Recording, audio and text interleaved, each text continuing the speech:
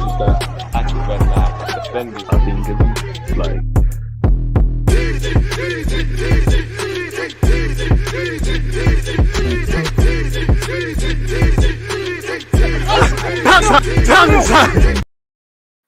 Are we live? We've got to be live. People, Deluded, I'm back again. Thank you very much for tuning back in each and every time. I hope everyone's doing well and safe. You know, good morning over here on this fine Sunday for you guys. Good morning, good afternoon, good evening, and of course, in some cases, good night. Hopefully, everyone's doing well and safe. Hopefully, everyone's in good spirits. Hope you've all had good health. Hope you've all had a good week. Hope you've all had an even better weekend. And, you know, again, we know Arsenal are playing tomorrow. On that note, please, people, please make sure you're setting your reminders and obviously hitting the like button of my watch along for Crystal Palace. Obviously, I've just dropped the link in the comment for you guys. So yeah, throughout this video or live stream, better yet, we'll obviously cover the Crystal Palace game. We'll go over any transfer news that is or isn't related to Arsenal. So yeah, hope everyone's in good spirits. Hopefully everyone's got their health, as I said. Can't lie, unusually I'm a bit tired than I normally am on a Sunday. And do you know what? No rest for the wicked. This is the first of 3 live streams. After this, people, straight over back onto YouTube, people. Obviously, it's Everton versus West Ham. That's due to be a good game for the neutrals. Again, make sure you're hitting the like button where that's concerned. Drop the links for 2 bits of content. Then obviously we head over to Twitch for Tottenham against Newcastle. Please make sure you're following me on Twitch, as you know, next week there's a lot of content to come on Twitch, Champions League watch along, etc. And you know, the grind don't stop, as I said, and I appreciate everyone who's been rocking with my content in general, but especially this weekend. You know, we had a lot of stuff that we done a lot of streams on Friday.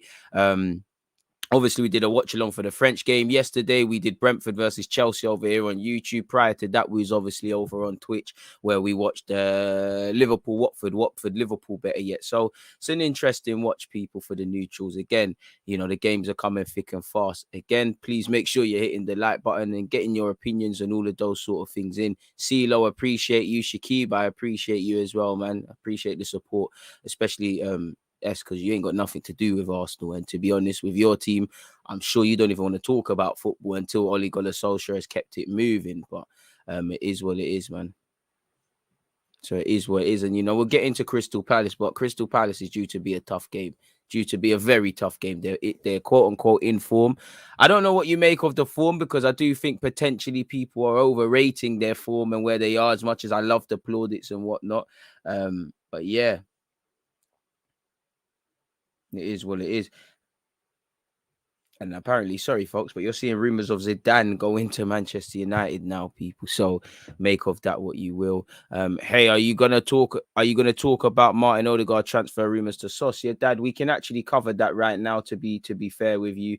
Again, you know what? Let's cover the transfer news first and foremost. It doesn't seem like there's anything else to be doing, folks. So yeah, let's get into that. I like Palace, good bunch of players. Exactly, you know, we're all fond of, we'll get into the transfer news in a bit, but I'm sure we're all fond of Eze. We all know how good Elise is, and he's finding his feet. Again, Conor Gallagher on loan from Chelsea. Gurhi, that they just bought from Chelsea. Couple of Zaha needs no introduction. Couple of other players here, there, and everywhere. And I think when you look at this, let's actually talk about Crystal Palace first. When you look at this Crystal Palace side, if you're honest with yourselves, people, it does reflect Vieira. I think first and foremost, I do think their midfield is impressive. They start, you know, they you know, a bit like Brentford, they you know, they clip your ankles, they're aggressive, they fight for every duel. They're very much, you know, that. And I think Gallagher and all of these players reflect that. Their strikers obviously are doing their thing. They've got exciting players. They've had to rebuild. They've been doing all right, man. You know, they've got, you know, Mitchell at left back, like S is saying. It's a decent one. And for me, we know it's a big test. You've got Odegaard, who you know you always want to prove things. You've got a team that want to prove things. Conor Gallagher, all of these young players. You've got defenders that want to prove things. You know how Zaha is. So it's a day where our defenders, 1v1, simply put, win your battles. Collectively, win your battles. You know, again, for me, I would call Crystal Palace a bit of a bogey team for Arsenal, purely because whether we've won or dropped points, typically it hasn't been plain sailing. You know, for me, this is a big week for us. You know, 2 cup finals, as cliche as it is to say. You know, Villa, good team. Danny Ings scored yesterday, but they dropped points and they were terrible against Wolves. To let Wolves get back in there, they're going to want to take their anger out on us. You know, Crystal Palace are gaining a lot of plaudits, probably over the top, but they're gaining a lot of plaudits, people. So they're gonna be buzzing. They're gonna have the bit between their teeth. There's gonna be a giant killing, as potentially. As I said, when it comes to Crystal Palace, for me, it's not been plain sailing when we've played them. We look at the last game of the season. Pepe in the second half turned on the magic. At the Emirates, we dropped points, much like Villa. I'm looking to Friday. You know, I want to look at our players and say they've looked at what happened a year from now and they want to put things right, really and truly. Again, when you look at it, there's not much in it. We're 13th, they're 14th. We're on 7. They're on 7 points. Sorry, we're on 10. Our goal difference isn't the best, biggest of margins. So according to things that happen, they can go above us. Obviously, with us, if we win these next 2 games, we put ourselves in a good position where Europe is concerned, considering what's going on around us, people. So it's up to the players. You know, again, the international break is gone. For me, this means not a new start to the season, but a new start. We forgive ourselves for the terrible start Arsenal made. You know, we've given ourselves a decent platform with 10 points from a potential 12, but that's where it ends. It's irrelevant that we got lucky against Brighton, that we beat Spurs, that we did stuff against Burnley and whatever. It's irrelevant. We've now got a very tough run of fixtures, people.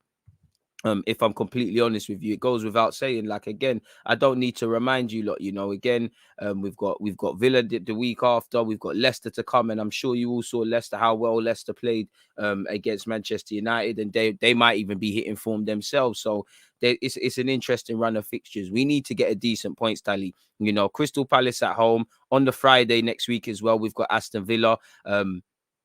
We do stop off against Leeds next week in the cup, but it is what it is. It's purely spot focusing on the Premier League, people. You've got Crystal Palace, Aston Villa, Leicester away, Arsenal versus Watford, and then you welcome Liverpool in November. And you know, from now to November, you know, from now to the end of the season, we all know there's difficult fixtures. And again, our next 4 or 5 games are very tough. Everyone's going to want it. Again, the team, even when we play Watford, that's going to be a very different Watford team to the one that got battered against Liverpool. So we know what we're getting against against Crystal Palace. You know, good young crop of players, good manager doing what he needs to do. We know Crystal Palace home and away, their fans always support. They've got some exciting players. They can score goals if we give them opportunities. If we look at Crystal Palace's last results, because as I said, people, I do think people are gassing it a bit. I could be wrong, but you know, fair play. From their opening 7 games, they've got 7 points, but they've got 1 win in their last 5. And I do think Crystal Palace give you cheap goals. You know, you look at the draw against Brighton, it all come from a goal kick. And to be honest with you, this is the one game.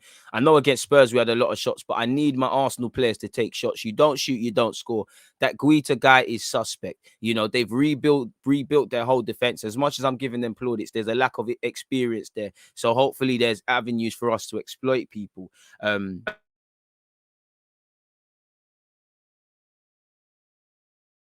Can you lot hear me? Apologies, people. I think the mic went out. But when you look at Crystal Palace's last run of results, people, again, you know, let's start from. Actually, to be fair with you, you know, the start of the season didn't go too well. They had injuries. They did beat Watford. They lost 3-0 to Chelsea. They did draw against Brentford, and drawing against Brentford at home was a good point in hindsight. They also drew 2-2 against West Ham. But obviously, the biggest standout performance from Crystal Palace would probably be when they won 3-0 against Tottenham. Since obviously beating Tottenham 3-0, the next week, you know, they beat Tottenham 3-0, then they lost 3-0 to Liverpool. They drew with Brighton and they also drew with Leicester. Now, to be fair, it was a spirited comeback against Leicester. They were 2 goals down. They didn't deserve to be 2 goals down in that game, and they came back from behind. They do concede cheap goals. So again, how good are they? Is the narrative matching up with physically what they are? They're a good team. They're a team you cannot afford to sleep on, a team you cannot afford to underrate. But same way, people, as I said, you know, they haven't won in their last, you know, again, since beating Crystal Palace, they're without a winning 3. And to be fair with you, Brighton, informed Brighton, Liverpool, and Leicester City, to historically Leicester, these are not the worst of results. But again, they are dropping points, and I'm sure they want it to end. And for Crystal Palace themselves, they've got Arsenal, they've got Newcastle, Manchester City away, Wolves at home, and then a trip to Burnley. So they've got a difficult bunch of fixtures as well, equally like us, where they're going to have to stand up to be counted. So it's going to be a difficult game, people. It really is. I don't need to explain why it is. You already know it's a London derby as well. We've had a bit of a mixed success in London derbies. You know, Chelsea and Brentford handed us L's. You know, we beat Spurs.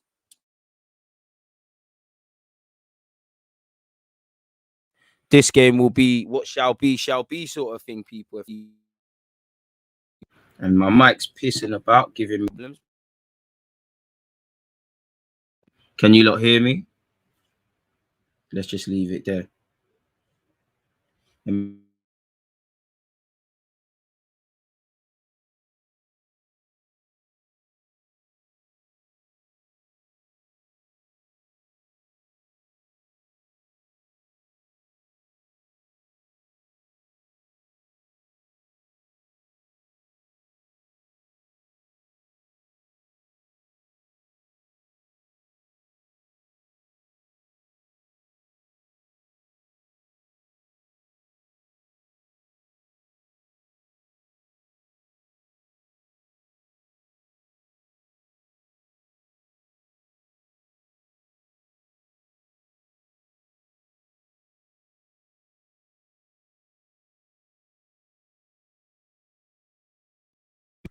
Yeah, I don't know why, man. Can you lot hear me properly now? It seems to say my mic keeps going in and out. Calm down, chill, chill, everyone, chill, chill, chill. I know the voice is amazing, but chill, chill, chill. Can you hear me now? It says you could. Let me before I carry on. Can you hear me?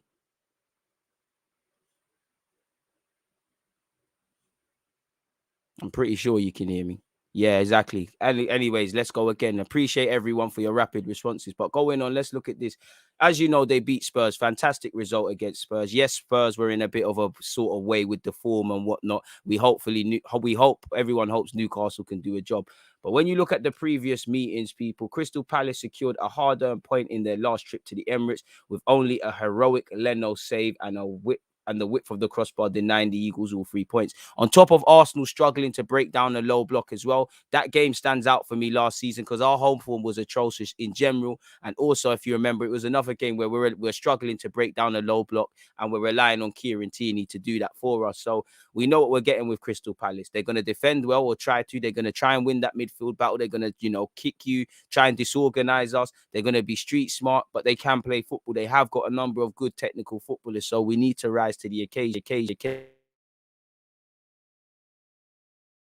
It's as simple as that. I'm sorry, folks, but where is this? The mic's acting, so I'm gonna switch mics again. It's gonna be a slight drop off in quality just for this. People will be back again, but yeah, hopefully there's a notice there. But moving on, people.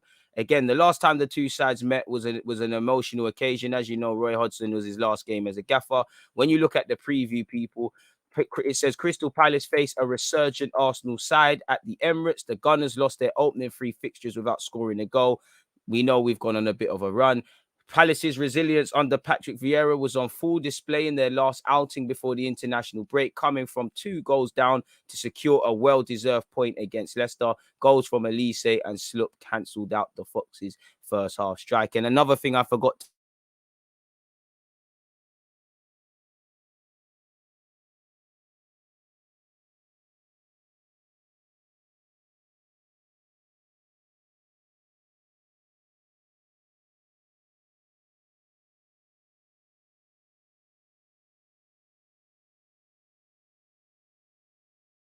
it's way too early for this. I think I need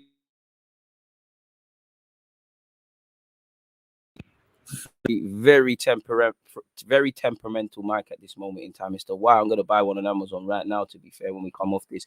But yeah, man. Now your phone's not broken, man. It seems that my mic wants to take Sunday off as well, just like us. But moving on, people, make sure you're hitting the like button, please. Make sure you're setting your reminders for the next watch along. Everton versus West Ham next on YouTube, people. So yeah, we know their resilient side. We know they have honest football.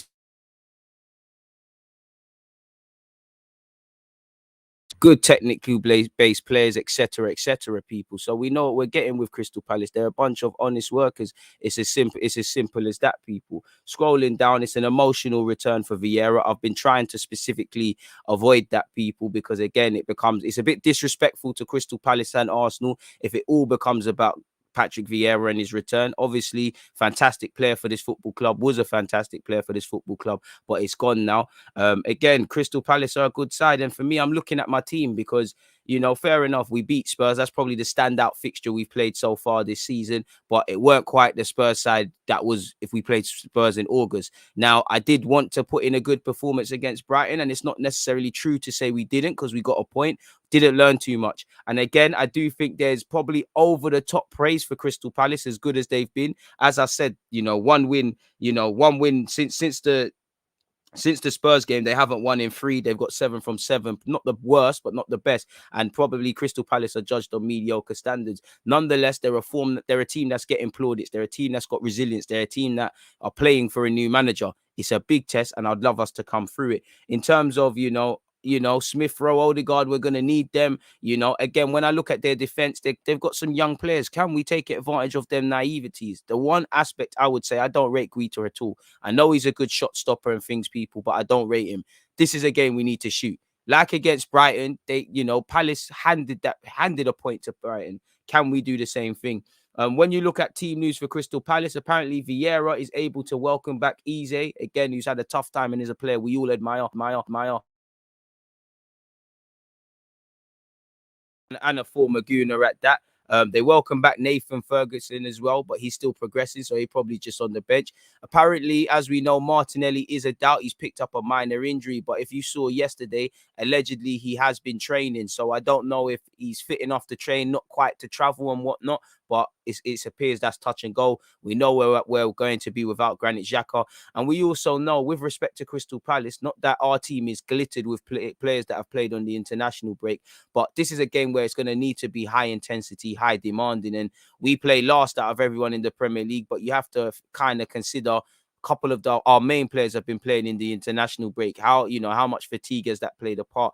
I haven't been keeping up to date with everyone, but if I just throw out names, the Tierney's, the Partey's, the Aubameyang's, the Pepe's, Smith Rowe, Odegaard, etc., you look get the point. Please make sure we're hitting the like button, people. We know we're without Granit Xhaka, but these things happen in the season, people. It's an 8 p.m. kickoff. I know that scares a lot of people in that regards, people.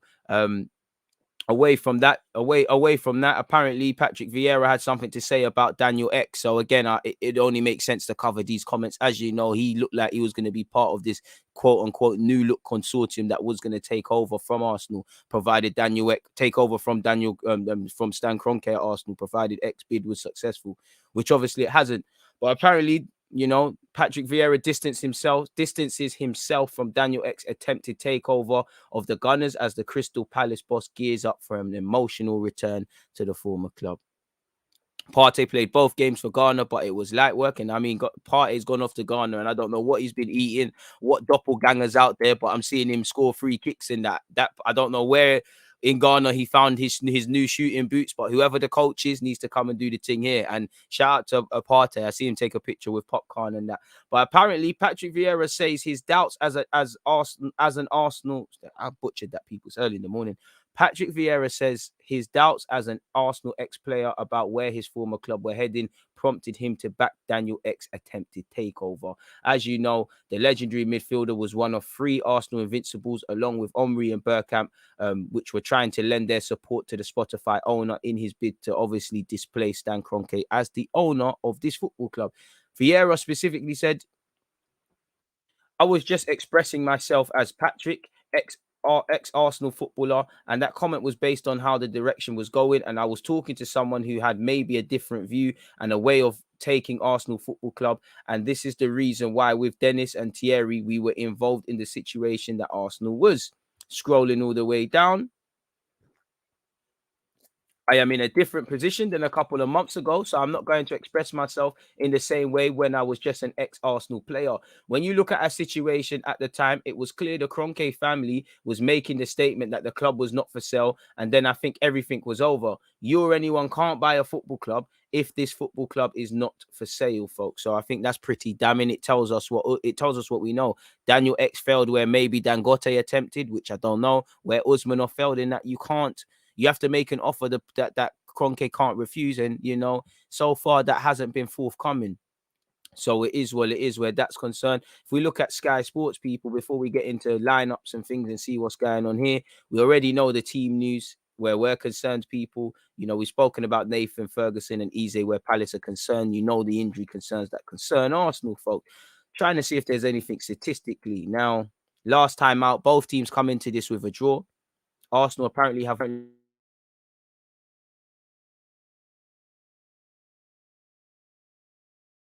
allegedly, as I was saying, Arsenal have won 5 of their last 6 home games in all comps. Obviously, our defense has improved and hopefully it can continue. And for me, as I keep saying, if you was to learn from previous mistakes and for the future, You just got to look at Palace last year, same way Villa last year. Simple business, really and truly. We all know what we need to do. Go out there, score some goals, really, and shut the game, put the game to bed. When you look at some of the statistics, Arsenal have won just one of their last 6 Premier League meetings with Crystal Palace, drawing 4 and losing 1. And as you remember, we won 3 at Selhurst Park last season, where even that we needed this. This mic is just being a mad. Yeah, we needed the second half to turn things around, people. In fact, one sec, let me try leave and come back.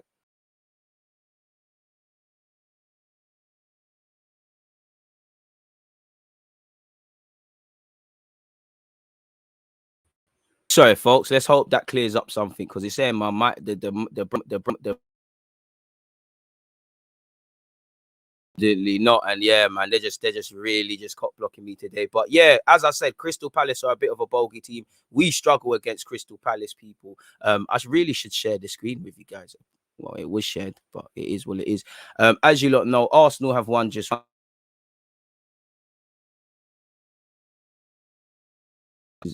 That tells you everything in its.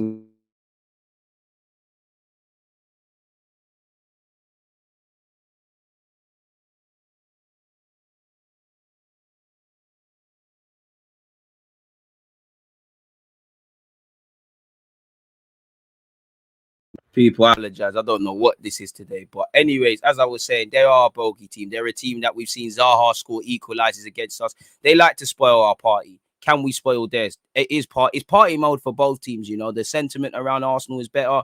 Definitely where Palace are concerned, they found a bit of form. Somebody's got to spoil somebody's party, people. Also, Crystal Palace are actually unbeaten in their last 3 Premier League away games against Arsenal, where they've drawn 2 and scored 1. The Eagles had only avoided defeat in 3 of their previous 16 visits to Highbury/the Emirates prior to this, people. Vieira interfering with DG Streams. Trevor, you're right. To be fair, I don't know why, man, because Crystal Palace is our second team. And to be honest with you, I know it's not at Selhurst Park, but I'm looking at Smith Rowe. You know, Crystal Palace is your neck of the woods. You know, South London, Croydon's Kevin De Bruyne. Croydon isn't too far from Crystal Palace, if I remember correctly. So I'm looking at our Halen boys to make the difference. I'm looking at our midfield. You know, is it going to be Lokonga and Partey? Is it going to be Odegaard and Partey? I don't know what we're going to do in that regards, people. Arsenal have won their last 7 Premier League home games played on a Monday, scoring 15 goals and conceding just twice, which could be a good omen for us. After an 11-game winless run in Premier League London derbies, Crystal Palace have won their last such match 3-0 against Tottenham. The Eagles have not won consecutive league derby matches since April 2017, which included a 3-0 win against Arsenal. So again, don't let them make history. Arsenal have won 4 of their last 5 Premier League games, people, as many as we had in our previous 15 at the Emirates.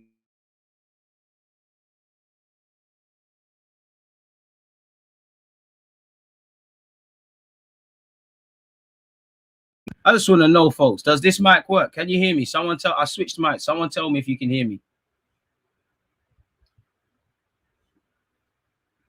Well, I'm not sure. Yeah, man, we're just going to have to roll with this one, people. You know, I just switched to the laptop's mic. Apologies for the drop-off in quality, but tired of this stop-start nonsense. But moving forward, people, we need to shoot. Like I said, for me, you don't shoot, you don't score. Guita, Gurhi's a good player, but that's a young, new look Crystal Palace defense. Literally the same things that we say teams should be asking of us, we should be asking of Crystal Palace. We've got a new look defense. They've got a new look team. Ask questions. Simple as that. I need to see positivity in our game today, people. Crystal Palace, well, on Monday, Crystal Palace have conceded more goals from outside the box than any other side in the Premier League. When last did we score from outside the area? Odegaard off the top of my head. And it goes on to say just 2 of Arsenal's last 35 league goals have been from distance, which obviously Williams' first goal for this club in May last year against West Brom, and Martin Odegaard's, which obviously they were both direct free kicks. Coming into this weekend, no side has conceded more first half goals in the Premier League than Arsenal with 6.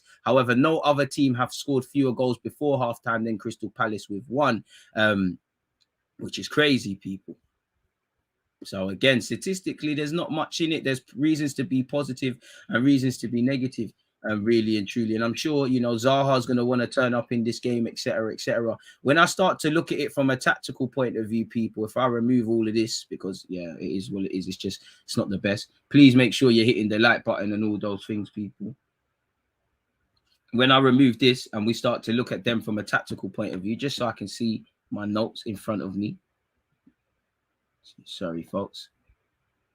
Go to the Leicester notes, my Leicester notes in the Google Docs in front of me. Yeah, so as you know, they've been running this 4-3-3 thing. Now, we'll start off with Crystal Palace before ourselves, people, for obvious reasons. Now, when you look at it, and you know what to expect with Zaha, AU, Odegaard, slop if he plays, very aggressive, fight for everything, very direct, very street smart. That could be said for the whole team. But when you look at their whole team, people, you've got, I can't even spell this, people. Oh, this is how you spell it.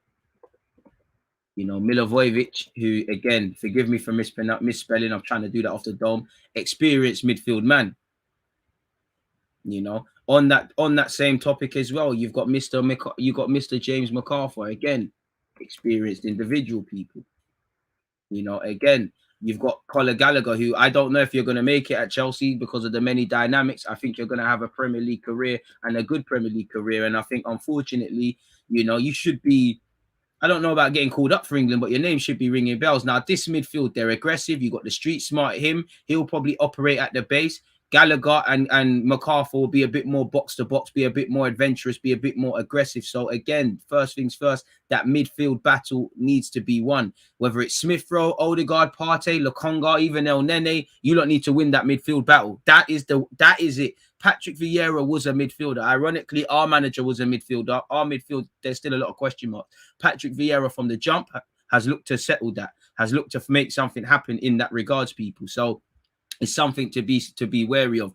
Obviously, I like the way Mitchell has been playing. He is a steady Eddie. He seems to be showing a bit more personality and a bit more attacking intent from left back under his new gaffer. You've got Gurhey, who is a good young centre half, and is earning a lot of plaudits, and he's on Gareth Southgate's radar. Southgate himself said that. You've got Anderson. Now, Anderson, he's a good defender, but like he's shown at Fulham, and obviously at Crystal Palace, he's got a mistake in him. This whole defense has mistakes in them. I'll be real with you. Ward, again, with respect, they're playing well, but this is to be fair, with the exception of Gurhey, and I like Anderson, it's borderline a championship level defense. They're not amazing. Get at them. And I don't rate Guita in goal at all. It doesn't matter what I rate. He's a Premier League footballer, but his goal kicks are suspect. Shoot. Put them under the cosh. Ward will have to go forward. Mitchell's gonna go forward. Go and ask questions of them. So again, that defensive unit, again, they're gonna defend well. They're gonna be difficult to break down off the ball as well, as you would expect, people. And one thing I really respect about them, he's got the first two halves of his team set up, and then you look at the front options. They've got Odegaard, who can, how do you spell Odegaard's name? Sorry, folks. It's a bit mad. Don't try and misspell any more names. But you've obviously got Odegaard, who's in the mixer. You've obviously, you've got AU, who's going to work the channels well as well, either on the left or the right. Let's go with him on the right, even though that's probably not where he plays, just because you've got Zaha. Now, boring talking about Zaha. You know what Zaha's on. 1v1 demon will come inside as well, will be quite narrow. They're a very good team. It's as simple as that. Again, in actual team shape, I expect to see them a bit more narrower. Mitchell will provide width, but I expect to see something along the lines of this. And who knows? I wouldn't switch it, but maybe he even switches away from a 4-3-3. You probably see 11 men behind the ball, very narrow, very compact. And as you know, Arsenal struggle to break this down. If they stay like that, we can't break that down. As you know, it's sideways, back, forward, back, forward, back, which is obviously an issue for us, people, because it prevents us from doing our thing. 40 likes, 60 more, and we've got 100 likes. Please make sure you're hitting the like button, folks, and all of these sort of things. So it's gonna be a very interesting game, really and truly. But yeah, getting back to this, and I need to get back to StreamYard. Getting back to StreamYard again, that's the first worry. Can't really break them down, And what I like about Palace, they never stop going. Even against Leicester, they conceded 2 shoddy goals. Again, when you look at Crystal Palace's goals they've conceded, they are cheap goals. Cheap goals against Brighton, cheap goals against Leicester. To be fair to you, Liverpool outclassed you, and West Ham. It is what it is. I don't really want to judge them before the Spurs game because they had players that weren't fit, they were struggling, etc. So this is the shape I expect to see. And like the game at the Emirates, I don't want to see just relying on Kieran Tierney. For me, it's a bit of a gazy one. Now, I think Ramsdale picks himself. Ramsdale without a doubt selects himself in the lineup where things are concerned. Again, and if I'm Crystal Palace, I'm getting at this young, naive defense from Arsenal anyways. And to be honest with you, they should get at Ben White. But I think Ben White, I need a big performance from Gabriel. I don't think they'll start anyone. I think if Benteke is fit, I think they'll start Benteke just because obviously Benteke could come off the bench and make himself a hero and you've got Slop in that. But I just think, Patrick Vieira will want to keep some weapons in reserve. Tomiyasu, again, the back five picks itself, assuming everybody's fit. Half of this team picks itself, really. Probably go with that. Midfield for me, I know Partey is going to play on the right, but I just think if we're going to play Lokonga and Partey, personally, I think, pardon me, do you know what? You could go with Odegaard there and Partey on the right, drop out Lokonga. But I feel you kind of have to. I feel that midfield, Smith Rowe and Odegaard work, but I need a bit more aggression. So part of me wants to go with Lokonga, but I want Lokonga on the right because the Brighton game, Lokonga's still learning the dark arts of being a centre mid. I don't feel he covered Tierney well enough, really. So I just think Partey being the more experienced individual, whether he's better on the left or the right hand starting in the channel, I think he's a bit more experienced, or you should be, so you can cover that a bit better. And that might make Lokonga do his thing. So part of me wants to go with Lokonga and Partey in the base quickly, people. A part of me also, even though I know they're pretty boys in Odegaard and Smith Rowe, but they do a lot defensively. I think let's go with Odegaard and Partey in the middle, because then for me, I said it in the Brighton game. I think Odegaard and Smith Rowe, they work well together, but sometimes there's games where you probably have to drop one out and have a more direct threat. And I think it's a game like this because this Palace team, will get forward furthermore. Mitchell's been getting forward this season. Ward's been getting forward this season. I want to pin these fullbacks back. I don't think we get that. So for me, I want to have more direct options, like more traditional wingers, basically, in those areas, people. So for me, if Smith Rowe is going to play, I'd play Smith Rowe in the 10.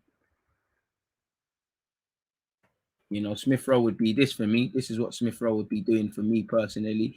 Smith Rowe would be in the 10. Let me move these back because it just gets a bit political. Smith Rowe would be playing in the 10 for me. Partey, Odegaard, Smith Rowe. That obviously frees up our attackers, peoples. Now, for me personally, I'd slap Pepe on this left-hand side against Ward. It would be stuff of nightmares for Ward. Saka picks himself, obviously. Saka can't be dropped. It's a bit political for me where it's concerned with the striker because a part of me, I want to go with Aubameyang. I think if we feed Aubameyang, I think he can eat today. I think, Aubameyang on the channels, against Ward. Anderson's very naive. Gurhey and Mitchell, that's 2 young lads. Talented, but 2 young lads. They switch off for a second. Can we exploit that? I need shots. Part of me wants to go with Lacazette. Ain't really been given a chance in the Premier League. Obviously, he gives you the hold-up play, etc., etc. Probably wanted to go with Lacazette. Sorry to be a shameless plug, but just before we keep continuing, people, as Arsenal versus Crystal Palace watch along. Make sure you're all there tomorrow. After this, it's Everton against West Ham watch along. So make sure you're all here. That shameless plug-in, but getting back to business. I've got a bit of a bias with Aubameyang. Every day of the week, I'll probably lean towards Aubameyang starting, if I'm honest with you. So that would probably be my lineup, although there's never probably been a better chance to bring Lacazette into the fold. And the thing with Lacazette is it's a catch-22. I do think it's a game where, as I said, the midfield battle is crucial. So if I take Aubameyang off the field for a sec and just say this is Lacazette is not going to stay up there. Lacazette's going to drop. So I don't mind Lacazette dropping in the midfield and mucking in and whatnot. But then again, you kill the runners. I need movement. That's why probably I would get rid of Lacazette for this game. go with Aubameyang. I need him on the last shoulder. I actually need Smith Rowe, like against Spurs, to make that run as well. I need directness from Pepe and Saka. Do not get it twisted. My wingers, I need you to get back. If I need anyone to have a good game against Crystal Palace, for me, it's the central midfielders, everyone who's in that midfield. Because again, you lose that midfield battle against Conor Gallagher, Milivojevic, Arf, MacArthur, whoever's playing, then we can forget 3 points. We all know it's a big week. You pick up 6 points this week, you've set yourself up perfectly. You set yourself up perfectly to advance in the table. Again, you can't draw conclusions, but it would be good. Now, Villa are going to want revenge after dropping points, and they've had our number. As you know, Crystal Palace, we haven't played well against them typically. Really, our results haven't been positive. Go and put these things right. Simple as that, people. It's as simple as that. Now, again, it probably will be a good game for the neutrals. I hope it's not a typical sort of Premier League game, evening game under the lights, and etc. But it is what it is, people. Really, hopefully we just do the business. I really, really hope we do the business, but whether we will do the business is another thing, people.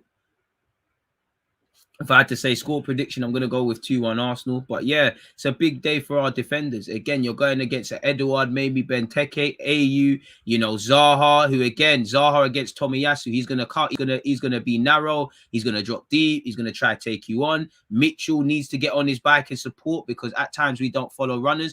And unpopular opinion, Saka needs to improve a lot defensively, if I'm completely honest with you. I look at the was it Chelsea or was it City?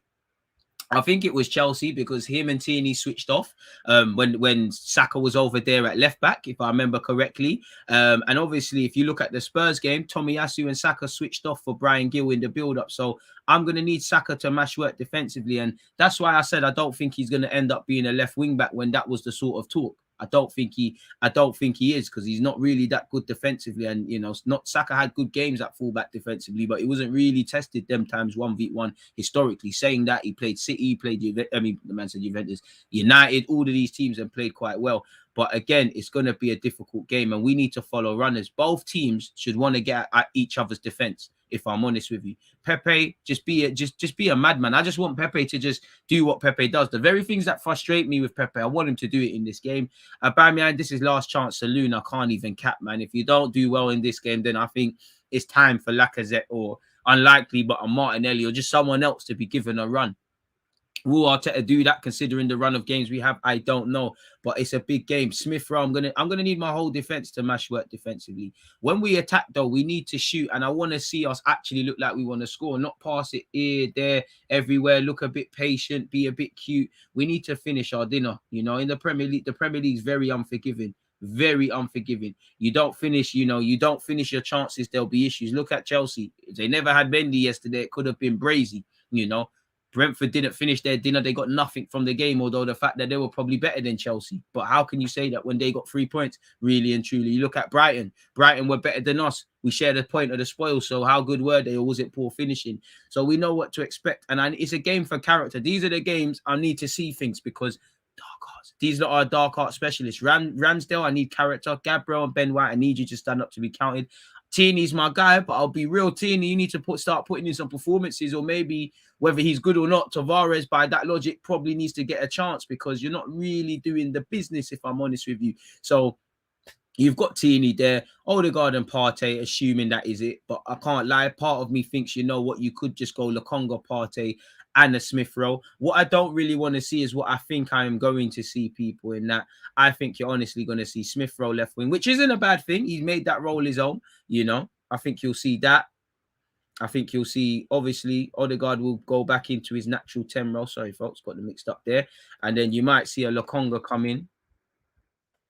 I don't think he's going to switch it to a back three. He should have switched it against Brighton. I don't think it's a game to be switching it for, if I'm completely honest with you. So, yeah, I think you're going to see Partey and Lokonga do something like that. I think this is what I think you'll see. You're more likely to see this than anything against Palace. This is me personally. Saka, I think you'll see that. I don't think Lacazette is going to play, man. So it is what it is in that regards. Really and truly. So yeah, enough said about Crystal Palace. I mean, if you watch football, what more can I tell you lot or bore you lot with Crystal Palace or Arsenal, really? It's going to be a big game. It's a game we're going to need to stand up to be counted. These are just some side notes. As I said, they've got 1 win in their last 5, 7 from a potential 7 games, 2 big games this week. Crystal Palace have had fewer shots on target than any other Premier League team this season. However, they've scored 6 goals. So that might tell you it's unsustainable what they're doing, but it shows they might be clinical. Only Brentford, this was at the time of this, have having a better shots to goals ratio this term. So again, you piss about, you hand chances, they will score. And for me, just before I finish talking about this, that's one thing that's kind of bugging me out as well, because we were quality against Spurs, but there were elements of poor game management. You know, before we got that second goal in the first half, second half was probably a bit too open. You know, you go back to the Brighton game, you know, lucky to get a point, really and truly. Let's be real with ourselves. You go back to the Burnley game. If Ben White gives away a penalty, it's a different game. You look at the Norwich game, all on top of them one-way traffic. Cedric and Gabriel don't make them blocks. We don't walk away with points. At some point, you have to learn these lessons harshly. And I think Crystal Palace is a team that can make you, you know, that can make you learn from these things, really and truly. So that's that where that's concerned, people. Just because that's bugging me out, let's put that at the top. As I said, people, they play attacking football. It's a high press. They do make mistakes and they do give you cheap opportunities. Their keeper is suspect, but high press, midfield snap at the heels. They never stop going. They're a breath of fresh air, really, to watch in the Premier League, if I'm completely honest with you, Crystal Palace. You know, breath of fresh air, absolute breath of fresh air. But that's that. Away from all of that, what are you lot saying? Jaden, I'm good, my guy. I hope everyone's doing well and safe. Please make sure we're hitting the like button. David said, hey, it's my fave YouTuber DJ and he's back again. Hit the like button, guys. David, comments like that are appreciative. Better now, the Chelsea game was a 50-50. Chelsea was on their neck in the first half and the second half Brentford came out. Exactly. Well, to be fair, yeah, you're right, 50-50. But I do think largely Brentford were the better team purely because, you know, there's higher standards at Chelsea. You know, Chelsea won and obviously you did your thing, but there's more plaudits for Brentford. Now, you can't win them all playing brilliantly and stuff, and I do think people are being harsh, but I think Brentford would be, no one would be happier, but I think most people who watch that game, there's more plaudits for Brentford than there is Chelsea. Again, Lukaku anonymous, Werner a bit iffy, substitutes at times ineffective, good goal from Chilwell, but a bit shot shy, Chelsea are. Unusually poor game management, I felt, from Chelsea in that second half. So, yeah, man, really and truly, you know, and I think, you know, and I think even that's a bit, it's probably even a bit much to say that about Brentford, because I feel even if you say Chelsea were on top of Brentford in the first half, Brentford were closer in that first half to Chelsea than Chelsea were in the second. You know, they're trying, you know, and Mbeumo's hitting the post twice. Tony probably should have had a penalty. But yeah, it is what it is. You walk away with that, man. But I would say on the balance of things, for me personally, Brentford was the better team. They didn't get the 3 points, so it doesn't matter. Hey, DG, hope you're good, bro. Sorry not been on here much, but I'm having problems with my leg again and being tested for bone cancer now, but I'm back and keeping strong. Let's get 3 points tomorrow. Broski, first things first, man. Thoughts are with you, sending you peace, love, and strength. On behalf of everyone else listening, I hope they say the same. You know, fingers crossed, everything crossed that it's nothing serious. Hopefully your leg, you know, is on the mend and ultimately you start feeling better, man, Paul. But I appreciate you for tuning in and whatnot. Yeah, you know, Chelsea were without a lot of players, you know, and that's why I'm saying people are a bit OTT about Chelsea. Like, you can't play well all the time, you know, it's a big 3 points. As I said on my live stream, considering people are not fit, and I did think Sarr played well, and people are saying Brentford's a difficult ground to go to, they did their thing. But fundamentally, I think Brentford were better, is just my opinion. And to be fair, Loftus-Cheek had a good game, Kante had a good game. I think it's not that Azpilicueta played bad. I just think he needs to play as one of the members of the back three, if I'm honest with you, because his legs are gone, man. Sometimes he's right, like he's coming like he wants Chalobah's number, like he's like 2 yards away from him, and that killed Chelsea's width on the right-hand side. Don't know what's going on with Lukaku, really. He's been on a little bit of a drought, but them guys always find their way back. At the end of the season, he'll probably have some handsome goal returns. If not, then, boy, it's crazy. Make sure you're hitting the like button, people, and setting your reminders. So, yeah, let's get into some, I want to say transfer news, because it wouldn't be right to call it transfer news, but quote-unquote transfer news, people, because there's 1, 2 bits and pieces. A lot of it's recycled. We're still being linked with Raheem Sterling. You know, we've been linked with Raheem Sterling again. We've been linked with Jovic again. Apparently, Odegaard's open to returning to Spain. All of these sort of things, it's a bit mad, really and truly. So we'll have to see what happens, people. We're still not at 100 likes. Can we get there? Sorry, folks.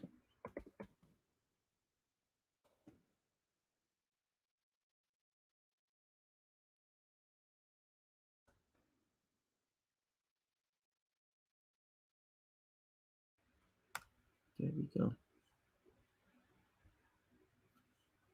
I mean, some of these paper journalists, they don't even try when they're linking us with people again, man. Conte said that Chelsea not using Lukaku in the right way. Did you see Lukaku against France? I think it's how Tuchel plays him. It's true, you know. And I don't know, but I swear he did have an injury not coming back into this international. Well, he got injured in the international break and whatnot. I just think Chelsea are too reliant on him scoring goals. Like, I get it. They struggle to score goals. They signed a goal scorer, but other people need to step up as well. But probably there is elements in not using him the right way. And I do think that could be said in the last few games where Lukaku's concerned. So there's something there. Dominic Calvert-Lewin is a must for those numerous crosses and 0 headers. Please, Arteta must stop pushing Kieran Tierney forward because Lukonga will end up playing as a left back. And I mean, that's anyone that's played football. Naturally, your midfielders have to fill in for the fullbacks in the modern game as they go forward. So, yeah, I'm not sure I agree with that. You know, I'm not sure I agree with that. I want my fullbacks to go forward and I want my centre mids to cover. But fair play. Arsenal football is back. Felt like years. Big up DG Alexander. I mean, well, I was going to say this time in 24 hours, it won't be true, innit? But come tomorrow evening, I don't know if we'll be saying that. But nonetheless, I guess we're all happy. To be honest, I hate Arsenal playing. I hate us playing them 12:30 kickoffs. I hate us playing 5:30. I hate us playing on the Monday because it seems there's always nonsense that comes with those sort of fixtures with us. It's never plain sailing. And for me, I might be forcing it a bit, people, but the evening kickoffs this season, we ain't done the business. Didn't do the business against Brentford. Didn't do the business against Brighton. Can we do the business now? Man said, watch along for Everton, West Ham. Come on, you know this, man. You know this. Again, let me stop sending the links and actually show you lot. Again, you know this. You see Andres Townsend and Declan Rice there. That's over on YouTube. Newcastle versus Spurs will be on Twitch, people. So make sure you're tuned in there. Obviously, tomorrow, make sure you're setting your reminders and all these things because you've got Arsenal versus Crystal Palace. Content. When do we do the business? It's never plain sailing, brother. It's never plain sailing. Nah, bro, you're right. I've clocked Liverpool always smoke teams on the 12:30 because them man are ready. You can tell at 8 a.m. Klopp's probably getting the instruments and banging off the changing rooms and forcing them to drink coffee and pre-game workouts and all of these sort of things. You know, with Arsenal, I think it's more a mentality thing than it is the kickoffs and all of these sort of things. But it's something to worry about. And for me, I know our home form's been okay, but I need to see a lot better. But for me, the key thing is with Arsenal, obviously, we're a young and naive team. Can we now turn it on? It's been an international break. We came into the international break on good spirits. We're now reset to 0. And the thing is, yeah, I don't think Arsenal are going to get Champions League, anything like this. The target should be Champions League. Realistic target is Europa. Arsenal need to start taking points, you know. We need to take points because, with respect, you know, I do think the top 4 is already decided where the Premier League's concerned. I only think the only thing question mark is United. I think United will still be there, but you've got to apply that Ollie tax. I think regardless of what people say about Chelsea will be there. So I think you have to write off Liverpool, Chelsea, and City in a sense of anytime these lot are doing what they're doing, that's top 4 in it. That's 3 of the 4. I think United will be there.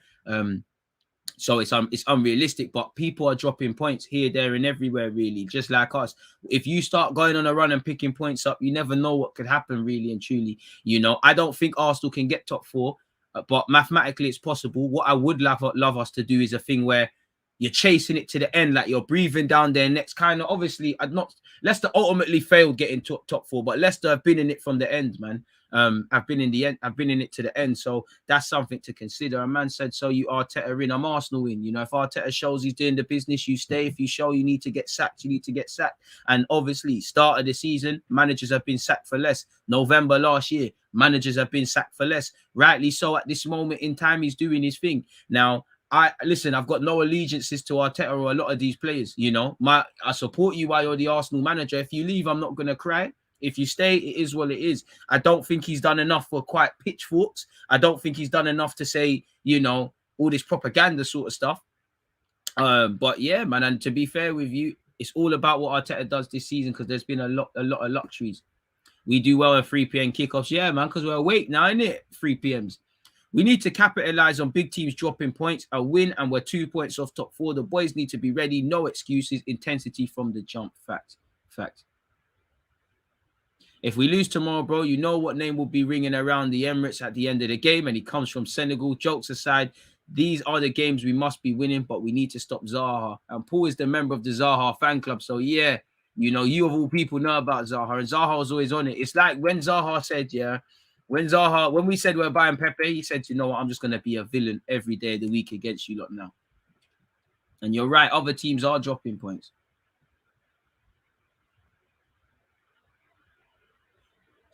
Experiment manager. Arteta would be an experiment manager. I think you mean experienced manager. Thoughts on Man U? I will offer my thoughts, but just let me know. Are you talking in general, or are you talking about in relation to yesterday, broski? Arteta can't afford to do the inverted left-back thing with Sambi or whoever plays alongside Partey, because Palace's midfield is too strong.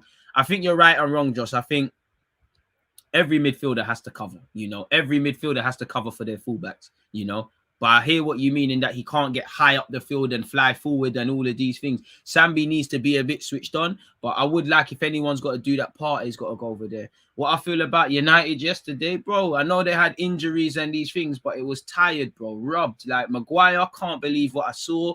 You know, defense at 6s and 7s. Cristiano Ronaldo anonymous. Midfield, the shambles. You know, you've either got the, you know, Bruno and Pogba together does create an imbalance, and Ole Gunnar Solskjaer hasn't solved that. Or you go with a McFred, which again, can't blame that for yesterday, really and truly. So yeah, it is what it is, man. Really, you know, the only good thing they did is score with Mason Greenwood, who's going to be a world-class player, I feel, one day. Fantastic footballer, but it's the same old with United, man. I've been saying it. Whether they win, there's a lot of similarities with Arsenal and United in that. One thing I keep saying about the two of these teams is that whether they win, lose, or draw, it's they're playing the same way, the cheap goals. And we've seen United play like how they did against Leicester, but Rashford might score and then Bruno might score and they win it 3-2. They play the same. That was how they did it against Newcastle. That's how they do it. They've been doing that. You go and look at the players. Pogba was very honest in his post-game comments. I think Bruno last year, when I think these men played Liverpool or something, I might be gassing, but he said they keep conceding cheap goals, man. You know, I think United need a serious manager. I think serious manager, a proper centre midfielder that can balance them. I think they do serious things, personally. I think they need to cut rid of a lot of the players. I think you lot are too name brand right now. You know, you need a manager that can system and all of these sort of things, man. Bro, we're a manager away from the big one. I don't know about you lot. Fair play. You know, I hear that. Only spent about 2 billion quid. You know, when I see it, I'll believe it. I seen you, man, with Van Gaal. I seen you, man, with Jose Mourinho. I hear that, man. You lot do your thing, though. Tell me when you see it. You're right, though. You know, you've got Mr. Wan-Bissaka, who train wreck yesterday. You lot say he's the best. He's the best right back. Shaw's the best left back. You man, was saying Maguire is this. Previously, Bailly played no part, but you said he's better than Van Dijk. You know, Ronaldo, best player in the world. Bruno, this, Pogba, that. Man, I got blue hair and they get impacting. You're right. You got all these best players ever. Man, I have to see something, man. Oh, sorry, folks. I've pulled out something. 1 second, folks. Moving mad. What was that? Pulled out one of the lights.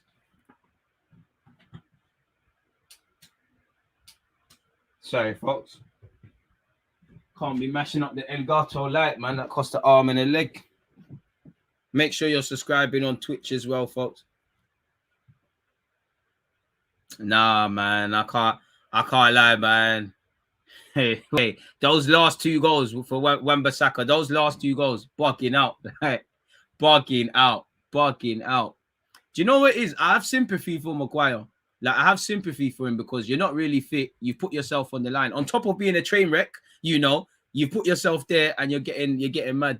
But that goal Telemans scored, it was a mad goal from Telemans, but man just pressed the self-destruct button. Like, what's going on there? Like, really and truly. You know, the spine of United, not the name brand. They've got the name brand. They need to get the spine, the less glamorous stuff. Maybe a couple even less glamorous players who can just do a job. Ronaldo isn't my goal. I like him though, bro. Ronaldo was missing yesterday, bro. Missing. Oh yeah, man. Just don't spam though, my people, please. In Jan, when all the African players go for the AFCON, I think you're saying it would affect big teams like Liverpool. I mean, it will affect Arsenal, really. You know, United are cool because how many you ain't got to. There's no African players at United, is there? Bailly. You know, I don't know if Diallo's said I'm playing for Ivory Coast, but Diallo, and I don't know if he's fit. Bailly's there. You know, Wan-Bissaka might have to start getting called up for Congo and that because the England thing's looking a myth. Yeah, so you should be cool. Arsenal, the whole squad's gone, innit? You got El Nene, Pepe, you know, big blow for El Nene, the best Egyptian in the Premier League. Lol. You know, El Nene, Pepe, Lacazette, Aubameyang, Partey, maybe missing out a next one. Pardon me. Liverpool, you know, 2 of the 3 of attackers. You know, you lose Mane, you lose Salah, they lose Keita. That's it though from Liverpool, right? They only lose lose Mane, Salah, Keita. They don't lose no one else. And obviously, it all depends how long these countries stay in the AFCON as well.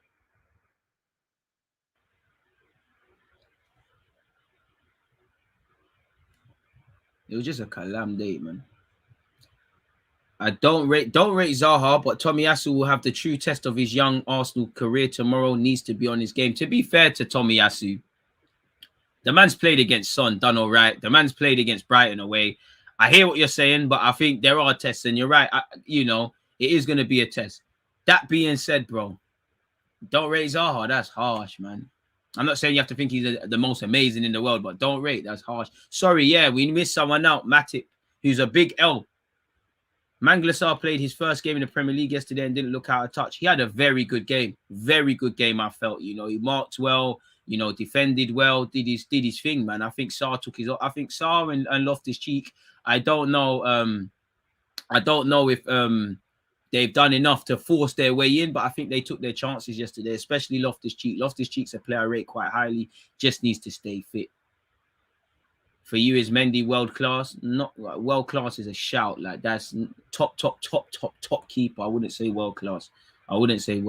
But you know, he's been performing to a world class standard in the last 18 months. He's, you know, undoubtedly one of Chelsea's best players in the Champions League.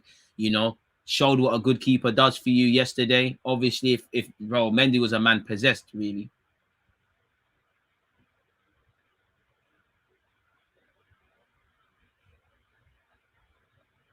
Watch El Nene come back with man of the tournament on some Xhaka stuff. Hey, if that gets him a move, why not, man?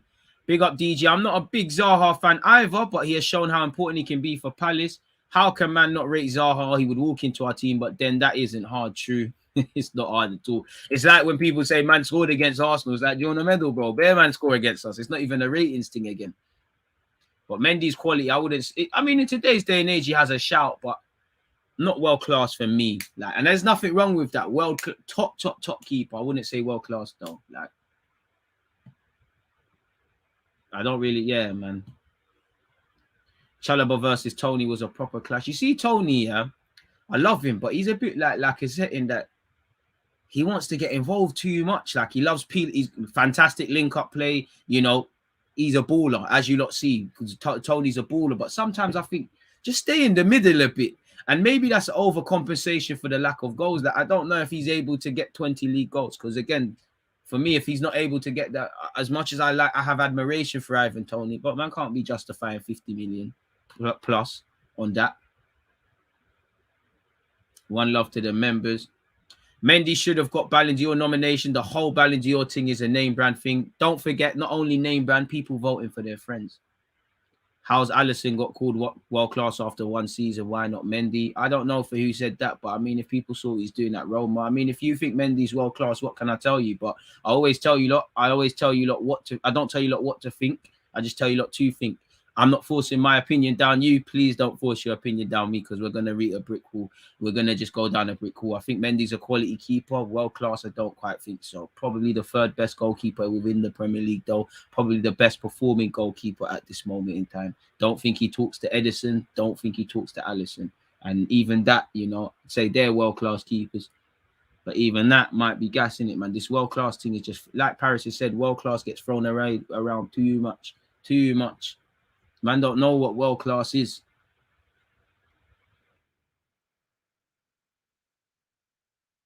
Oh shit, I forgot about De Gea. De Gea's on his. Hey, shout De Gea, man. Does his thing as well. You know, he's up there. To be fair to you, De Gea / Mendy. To be fair to you, shout out him. Mars is bare underrated. Nah, I don't think so. Yes, I like strikers like Tony, but I think whatever way we call it, man have to score goals, bro. You know, if that's the striker you're relying on, if you've got other, you know, if you've got Tony's up front, but you got the Liverpool thing, for example, where Mane and Salah might grab goals, you can get away with that. But suddenly, you know, if man need to score goals, bro, like, come on now. Are we signing a man just for work rate and general play? And now this is someone who wants Tony at the Emirates, really.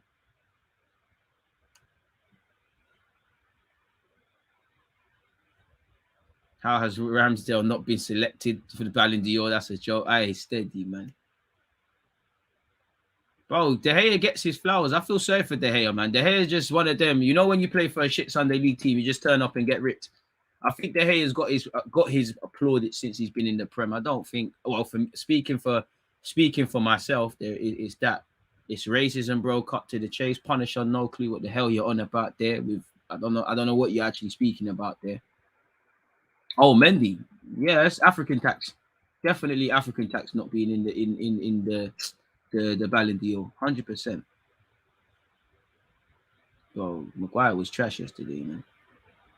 Yeah, no, I hear you, but I mean, I'm saying in the Premier League, I can't judge you on the Championship now. I'm saying if he's really gonna do this thing and he's been linked with City, he's been linked with Arsenal, he's been linked with you lot, a man gonna sign him for 50+ million for work rate and that.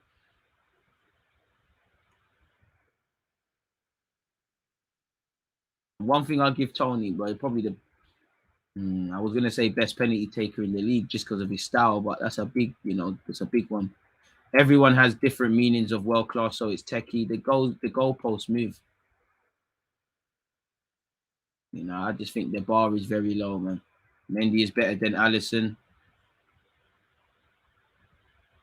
but then you said Alisson is better than Mendy. Oh yeah, Doc.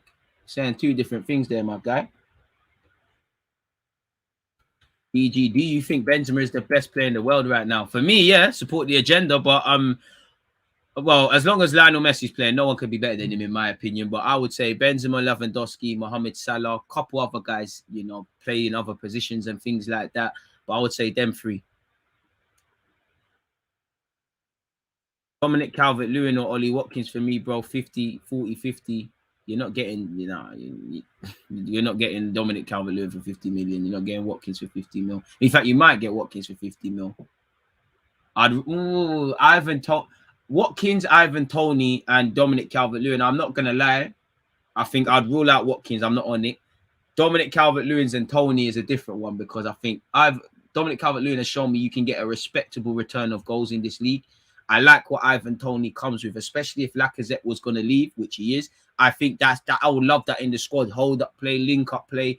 Ivan Toney, with respect to Brentford, because they're doing better than us, but I'm sure if he went to another team that score a bit more goals and a bit on top, a byproduct might be more goals. But how many he doesn't really get into goal scoring opportunities, I felt. He got into a couple last night, but he's crossing the ball for his teammates. He's a very good player, but no matter what way we shape it, man, Bear man are championship demons, man. Oh, Tony's playing amazing, bro. When I'm seeing, there was one time Tony, I can't describe it, man. What did he do? Like he was in the box, the chance went, and he's tried to backheel it and feed in his teammate. I think the way Tony plays, I like it. But for me, if you're talking 50, 60 million, bro, I need to see a respectable goals. Like from all I need to see is in May, you've got double figures. And then we're there.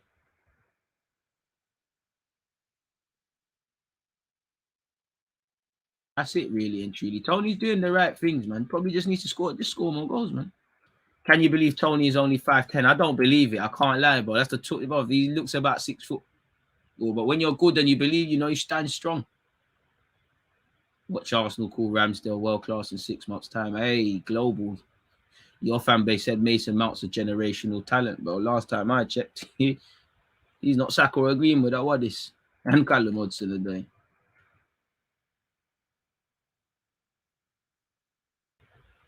You're not reading my text, bro. I just joined the stream, bro. There's 181 people here. The world doesn't revolve around you. I appreciate your input. I appreciate the fact you come and remember, but the world doesn't revolve around you. You know, don't work like that, bro. Well, if anyone's gonna call somebody world class after 6 months, it's proving you don't know what you're talking about, then, isn't it? Unpopular opinion: Arsenal can finish higher up the table than Man U. I mean, we've done it quite a few times in the last few years, but I don't think so. I think the Ronaldo tax and stuff will just get man through it, man. Saka's not world class.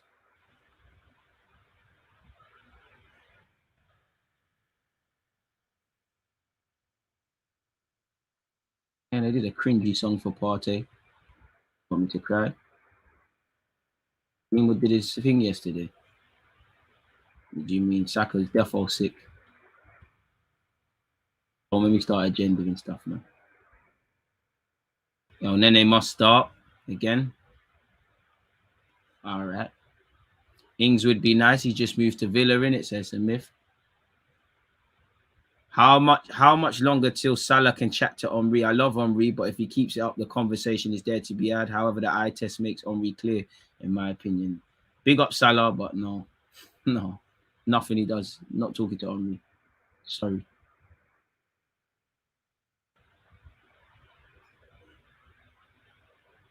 Because Greenwood's not levels, man. Greenwood lies about being injured. Then Pakewood brothers. Bro, how many times have I said Greenwood has the highest ceiling of the two players? It don't mean Saka's a slouch, you know. And I'm taking Saka over him because it's the Arsenal bias. What do you mean? Just make sure he reaches potential, car. You man, Rashford, all these guys.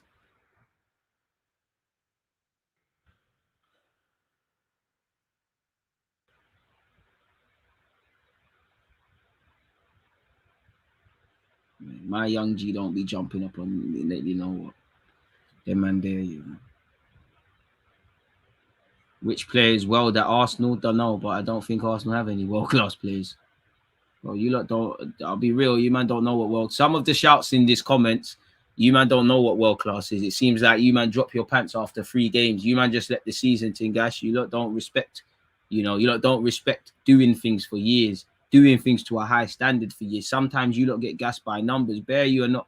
Everyone can have an opinion, but a couple of you are not qualified, man. Come on, man. Guys are saying some horrible shouts in here. Horrible shouts. On a Sunday, on the Lord's Day as well. Terrible, man. Now that you said that, I need to come out and apologize for saying sure is better than guaranteed.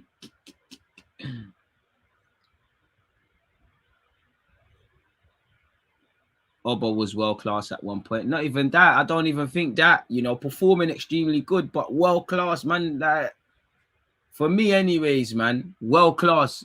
That's R9, that's them sort of guys.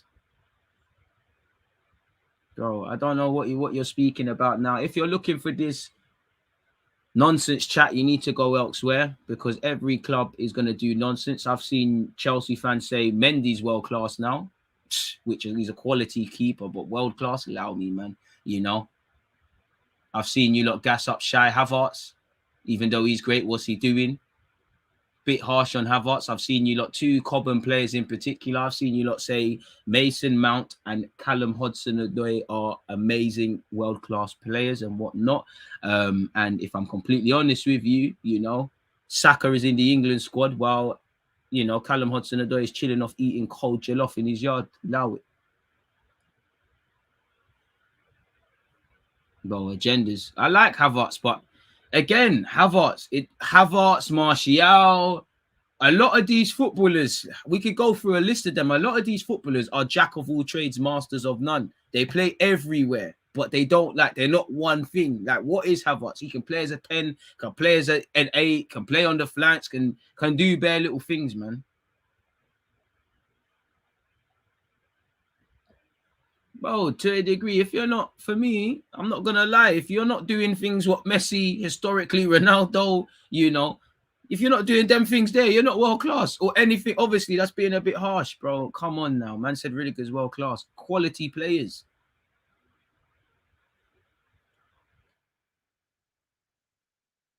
Bro, Basinga has a Champions League medal. I mean, I'm sure if Chelsea, if Saka was there, it'd be all right. But credit to him for having that. He still said he's a generational talent, bro. Man said Havertz is the next Ozil. I know Ozil never won Champions League, but if that makes you feel good, by that logic, are we gonna say Werner's better? Werner's better than R9 because he's got a Champions League medal? And again, this is the same logic that sees you lot not saying sense. This is the logic that's got you saying Mendy's world class. You man don't watch football. You don't know what you're talking about. And I can't lie to you. Nobody said Greenwood's world class. He can be though. I don't really rate Kostic. Or Haaland and Mbappe world class. Hey man, I'm gonna be a bit of a hypocrite because they're on the way to being there for me, probably are. But again, that world class thing. If there's 50 players that are world class, bro, man, there's no world class there really. Trust me, Mustafi's won a World Cup. The trophy thing is dead, bro. Chalobah as well. You get me? Like, come on. Havertz has done his thing. He's probably just like that. He's ensured that no one can call him a flop at Chelsea, but he won the Champions League, whatever. Have you seen how much shit man won the Premier League for Arsenal and United? Come on. Like, come on now. You're not using logic, bro. Don't let these things make you say things, man. Mate. And this is the thing, I'm gonna block you because I think you're on the wrong channel. We don't do this bias thing. You're just coming with some nonsense. Stones is trash, that's harsh. World class is consistency at the highest standard. One season is not world class. People stop it. There's just a lot of world class potential. Potential is this buzzword, man. They're not the gatekeepers to being world class. That's why I said just below them. But there can't be 50, 100 man in this world class shout, bro. What else? You could do the top 5 position, but again, bro, if I'm a centre half, I might be top 5 in my position this year. Next year, I'm shaky. What happens then? And this is the thing, man, are elite, seriously elite, world class, man. I understand. I think Salah default right now is performing to the best level in the world. Regardless, as long as Messi's breathing, there's no one better than him. But I think Neymar don't get his flowers either. But in terms of performing, bro, you can't really look better than Benzema, Lewandowski, another one who gets his flowers but doesn't get his flowers, etc., etc. Make sure we're all hitting the like button. Mane world class, or I'm not sure. Alisson wasn't called world class after one season, bro. You weren't watching that Roma. Come on now. And to be fair to you, like, Alisson is a better keeper than Mendy by far. Like, come on. Like, I mean, was anyone seeing what Alisson was on at Roma? If you lot were not preying what he was on, like, hey, watching this guy every week and saying, why is he there?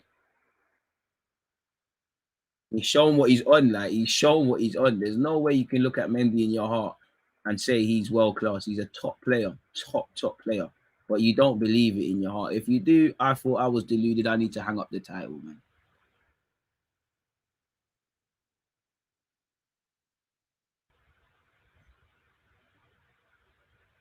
How sick Alisson was.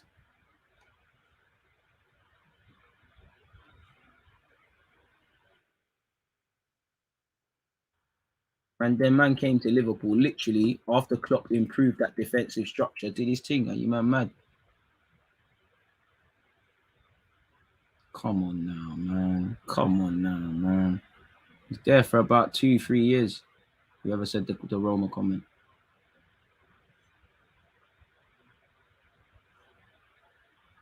On current form, I would not take any keeper over Mendy. You can't argue that. In fact, I'll probably still take Alisson and Edison over him. But, in terms of performing, right now, nobody's probably better than Mendy. Deservedly so. And again, sadly, you have to add the African tax. Maybe if he wasn't from Senegal and he was from, I don't know, a France or a Brazil or a Spain, his name would get a bit more clout, a bit more rating, man. Current form, that's like, bro, if you man say on current form, what can anyone say? But man can't be making statements of 5 months, 6 months, 7 months, 18 months. With respect to Mendy, he deserves his plaudits. But for me, world class, show me it for another 18 months, we review it. But myth, man. Bro, the new keepers are a bit... I don't really like the eccentric keepers, man. Can you see Ramsdale being a top 5 keeper in the next year or two? I'm not the best judge for keepers, but I wouldn't say so. I think Ramsdale can be a competent keeper, a reliable option, but anything can happen. I'm sure there was a time man looked at Mo Salah in the Chelsea shirt and said, you're not world class, but I don't think we'll ever sit here and say, pardon me, my man is world class. And there's nothing wrong with that. Like, this one thing I hate about football, especially one comment that annoys me is, he's average, they're average. But no one wants average players, but you can be an absolute baller and be average, you know. Do you know how many average players Alex Ferguson had and won titles? If you're average and consistent, what can anyone tell you? But people claim they understand football. They don't understand nothing, people. But anyways, on that topic, let's get into some transfer news, folks, very quickly. Bag of Arsenal things where they're concerned, people. Now, speaking of keepers, it's only right. Leno set for homecoming in Germany, according to the bookies. As you know, Leno could leave Arsenal in the January window, and a move back to Germany is most likely, according to Betfair. Now, again, apparently Stuttgart are currently leading the market to be the goalkeepers next generation. They could face competition from their Bundesliga rivals and his previous club, Bayer Leverkusen. He started his career in Stuttgart's second team before actually joining them. As you can tell, people, he's 7-4 to join Stuttgart. For Leverkusen, their second favourites at 3-1. AC Milan are third in the market and priced at 10-1. So yeah, it is what it is, people. Apparently, a spokesperson said with reports Bert Leno could leave Arsenal in January, it looks like a return to Germany is the most likely move for the goalkeeper. We'll have to see. Moving away from that, apparently Leeds to battle Arsenal for the signing of flying Ajax defender with incredible goal record, Missouri. Apparently, us and Leeds are going for him. Now, I don't know about Leeds, but is he going to be first choice at Arsenal? You know, we could have 2 competent fullbacks. Don't know what that would mean for Cedric, potentially Maitland-Niles and Chambers, but why not? 23 as well, contracted until 2022. He's probably not going to cost a lot, people, really, you know, really and truly. And according to Football Insider, the club are now on high alert as they eye a potential new right back and much needed depth. To be fair, you've got depth at left back, haven't quite got that at right back, or if you do, you don't have the quality. So yeah, people, it's just linked us with Mazzari, and he is a good player. He's been showing what he's been doing at Ajax.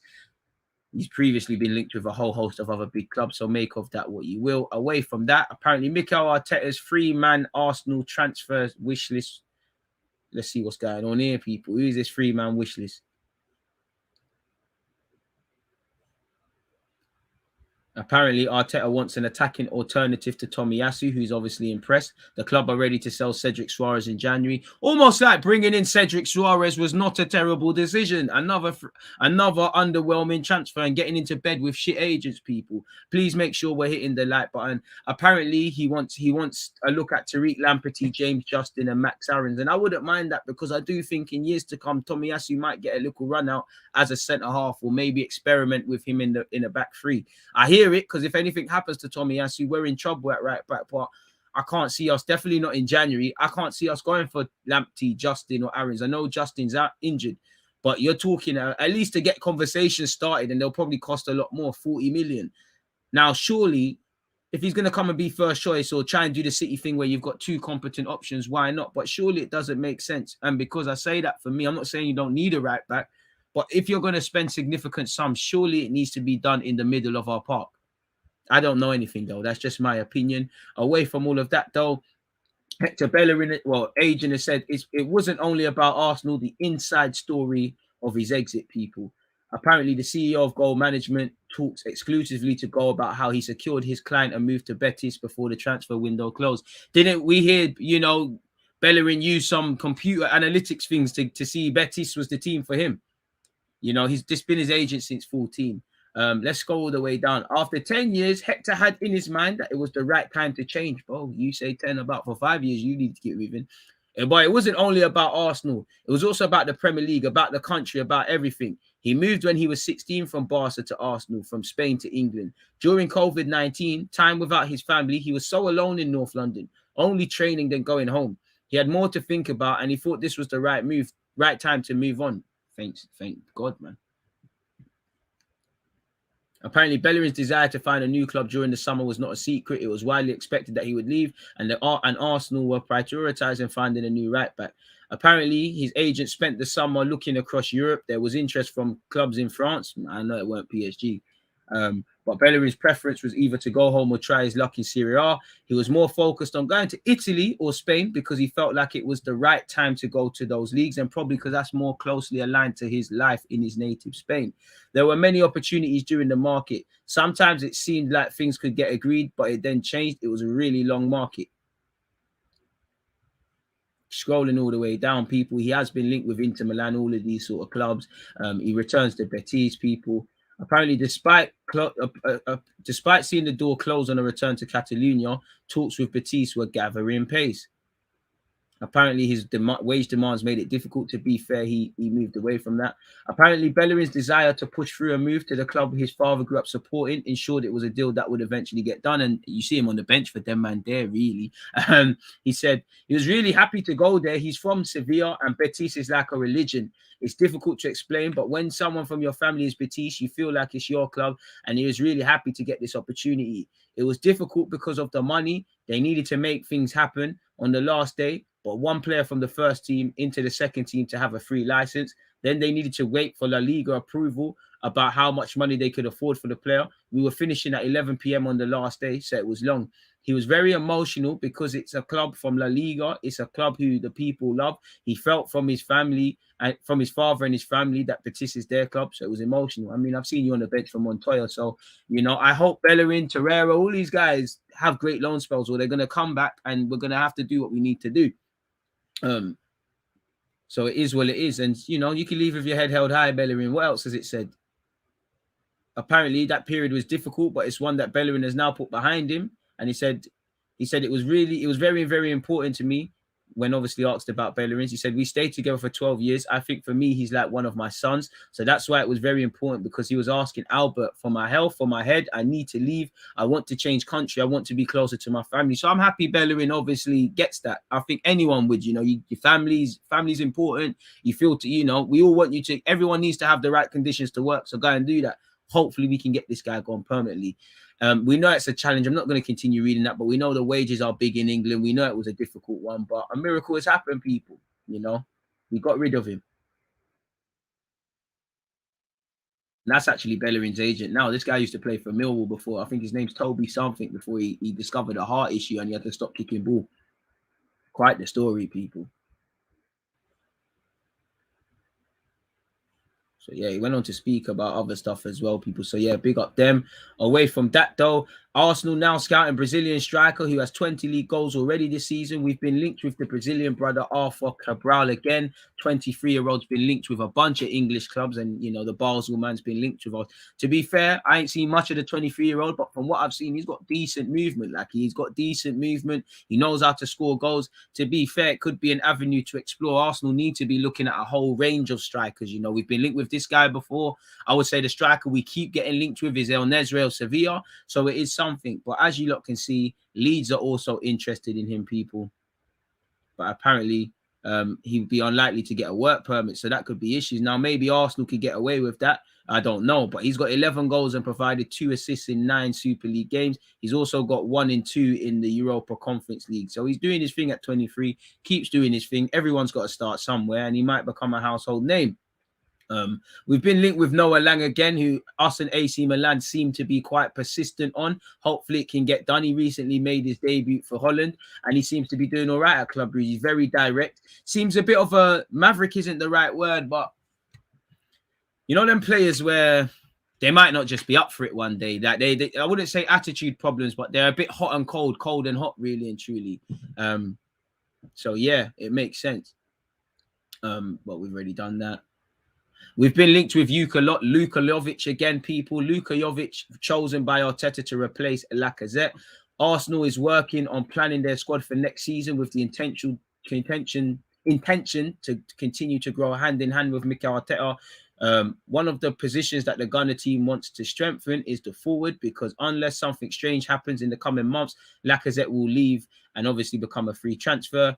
Apparently, according to information by this publication, Luka Jovic is the one chosen by Mikel Arteta. I thought it was the guy from Sevilla or Isaac to replace Lacazette and become an offensive variant with Pierre-Emerick Aubameyang, who's, had a poor season. Apparently, the Serbian striker wants to leave Real Madrid as soon as possible because he does not have minutes. He's only played 84 minutes this season. So make of that what you will, people. I don't know if there's absolutely any truth in that, but that's what it said.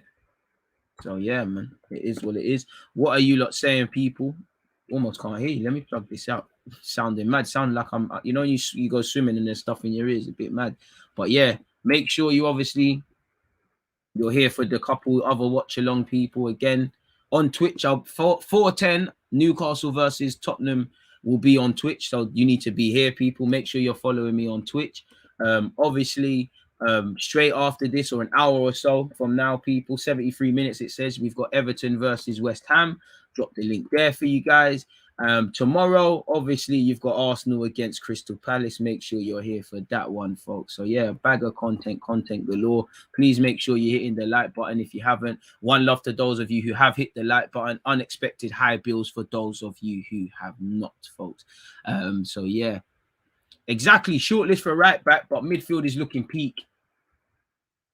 Medium use for Leno. Medium use for a media player, broski. But to be fair, even though I don't really rate Leno like that, I do think, like I said, these men can find themselves on decent wages at a team, quote unquote, in Europe. Defo thinks that. Ramsdale actually lives off his passion. He's actually average, but good. To be fair to you, bro, as long as you're competent and consistent as a goalie and you're reliable, it is what it is. Mendy's getting a lot of plaudits now, but when he was brought in, he weren't world class. He's just a competent keeper, can do a lot of things Kepa can't. And like you saw in the Champions League, what a good keeper can do for you. Like you saw what he could do for you last night. De Gea's fallen off by his own standards. Still a quality keeper. Couldn't save United last night. How many times has he bailed them out? Even Leno, I don't rate Leno, but there was a time, I think Arsenal fans even do him a bit dirty. There was a time Leno used to save us. World-class players are levels for years. This is it, levels for years. Credit's due for Mendy, big him up.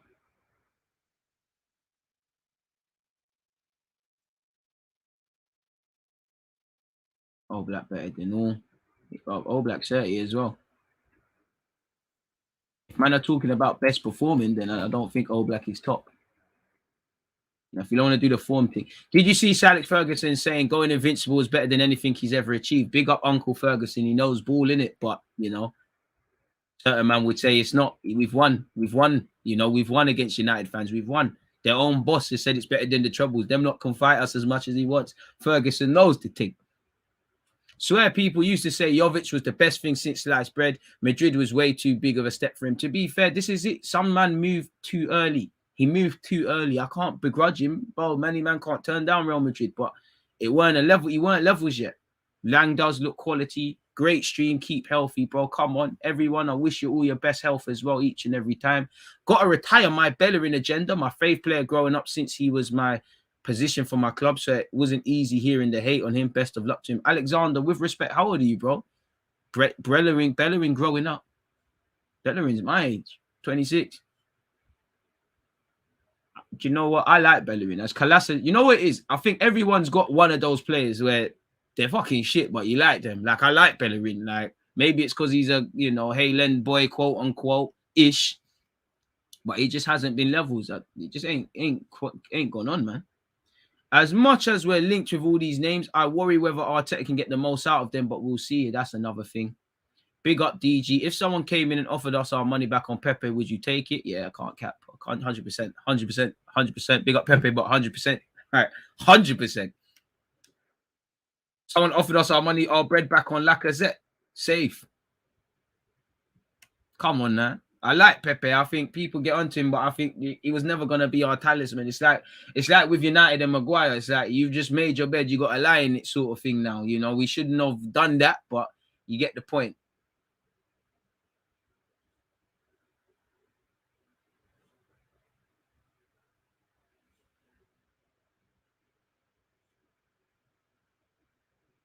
Sorry, folks.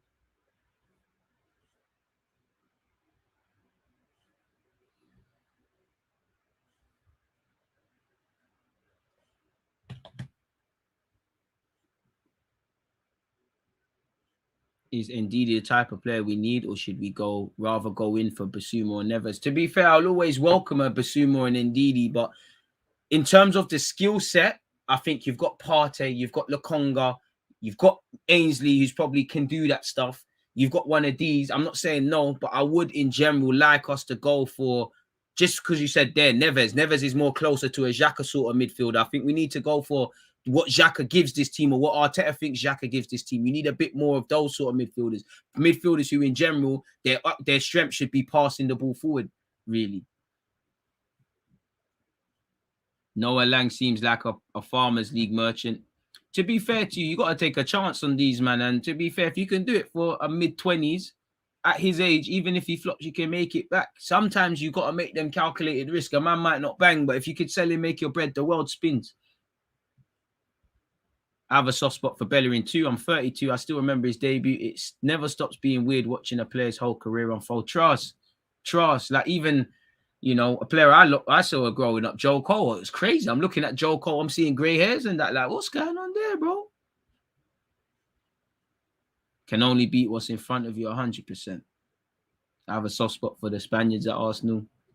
If you come from the academy, you get my support. If you're Mandem, you get my support. If you're a passion merchant, you get my support.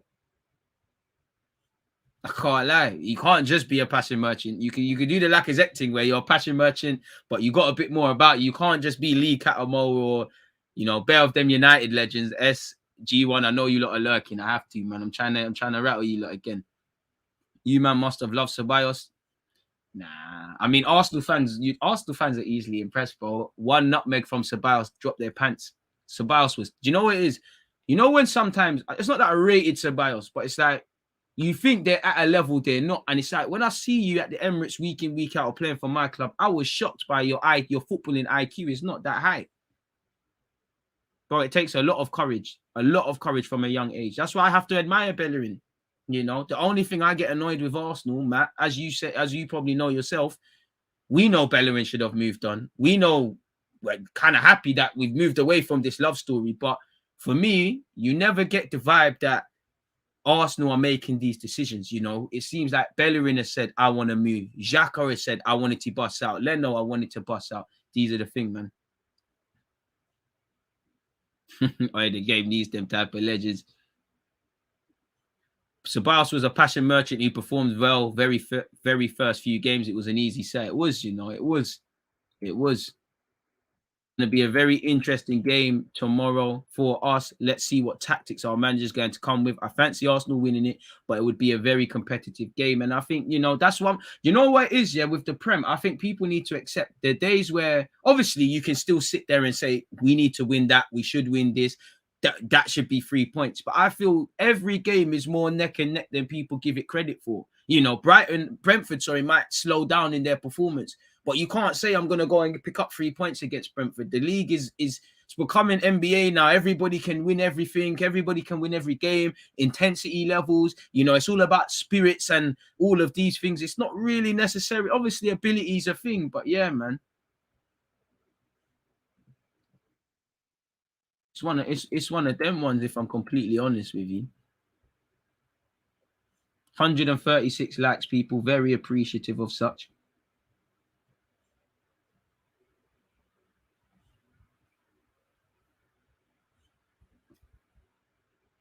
Well, allow me with the silly questions, man. How you feeling, Tino? That's definitely not a silly question. I appreciate that. Bit tired, but I won't now, man. You know, he's having some problems, but we're back. You know, actually, you know, like I said, happy to do the content today. We're back again later today in 65 minutes, people. Everton versus West Ham. I need to go set up for that in a second, people. So yeah, in fact, you know what? Let me go and do that now. People, we've been here for an hour and 33 minutes. It's been fantastic, but I'm gonna have to love and leave you just because I need to go and eat some breakfast. And I need to go and set up Everton versus West Ham. I need to get my other laptop out, get the scoreboards and all those sort of things for you. Bish, bash, bosh. So on that note, I'm going to keep it moving. Please make sure you're hitting the like button, you're commenting, you're subscribing and these things. 3 bits of content today. Like I said, West Ham versus Everton. Go and open up another tab and go there. This video will take you there. Monday, you've got Arsenal versus Crystal Palace. Today on Twitch as well, 4:10. 4:10, Newcastle versus Spurs. So yeah, man, this has been the comments have been fantastic, the contrasting opinions. This is why I love this, man. You know, very interesting debates. We started waffling about what is world class and all these sort of things. So yeah, man, I appreciate you lot's support, man. I appreciate everyone who's hit the like button as we continue to build. Please make sure you're commenting, liking, and subscribing. The like buttons do help the engagement, and we have got some dislikers out here. So please make sure you do that. It doesn't cost a thing. You know, see you lot in just under an hour, folks, or yeah, just over an hour, better yet. There's always just that active red flag, defending. I think it's like